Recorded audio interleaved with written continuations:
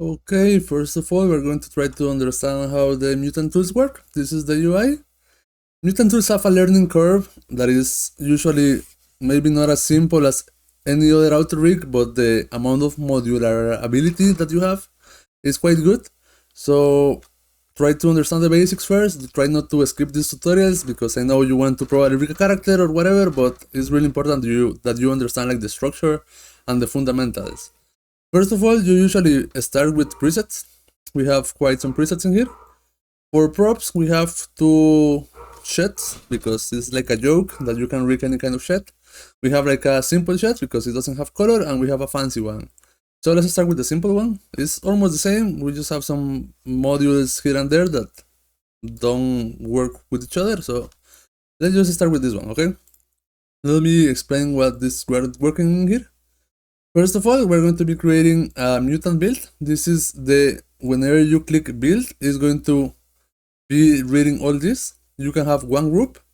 You cannot have nested groups. This won't work. You can only have one group above. So keep that in mind.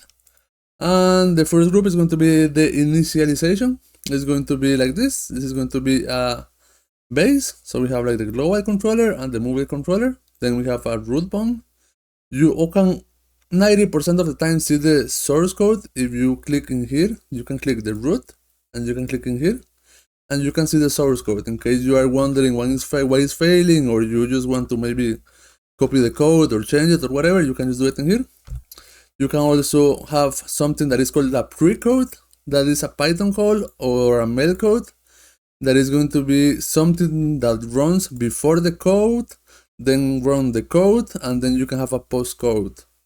I don't recommend using this since it's advanced, but it's good for you to know that this exists. As you can see, if you put something, it's going to be green, meaning that it have something. So you can like debug it, because sometimes you're like, why is this not working? And it's probably because a pre-build and a post-build.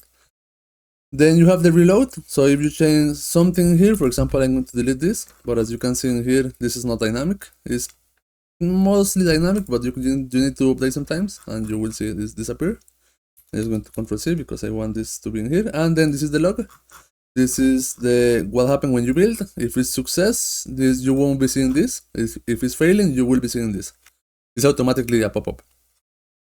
Then for you to understand how the blocks work, this is actually pretty simple. You just need to go to select one block, go to the node editor, and you will see that we have actually two things. We have the block per se. That the block, as you can see, have this icon. If you don't see the icon, just reopen the UI. It will update the icons for you, because the icons are actually just containers.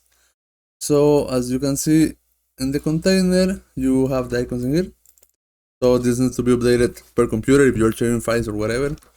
And this is just nothing, it's just a container, so it have an icon. Then you have the configuration that is actually connected to the node state, just because I need it to be connected.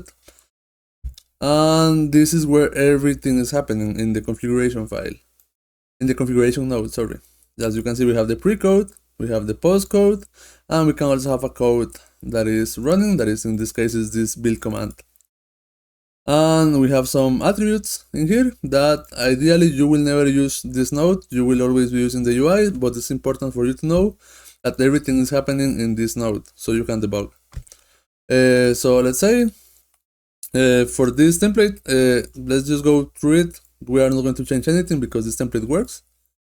The base is just going to create this base. Then we have the root that is going to create a bone in the center, just in case you need it. If you don't need it, you can just delete it. Then we have the center of gravity, that is this locator. The center of gravity, in this case, I will put it like where the top is, because it's not actually a center of gravity, it's just going to be the master controller for this asset. Then we have the import mutant tools command. Mutant tools comes with these empty commands. Like if you are familiar with Python, you know that you can use cmds dot. You can also get the library from mutant that is empty dot. So you can get a lot of custom stuff. We will see that in later videos because that is also more advanced. Then we have a load the screen if you want to load the screen, and controllers if you want to load the controllers. I recommend using the blocks, but I don't really use them that much. To be honest, I just go to File, Save Screens, Load the Screens, Save Controls and Load Controls, but there you have it in case you need it. Then the unselectable block is going to be reading from this geo group. As I mentioned, it's important that you have this geo group because Mutant have already set the stuff for that geo group. The unselectable group is one of those. So this will make this geometry not selectable for the artist.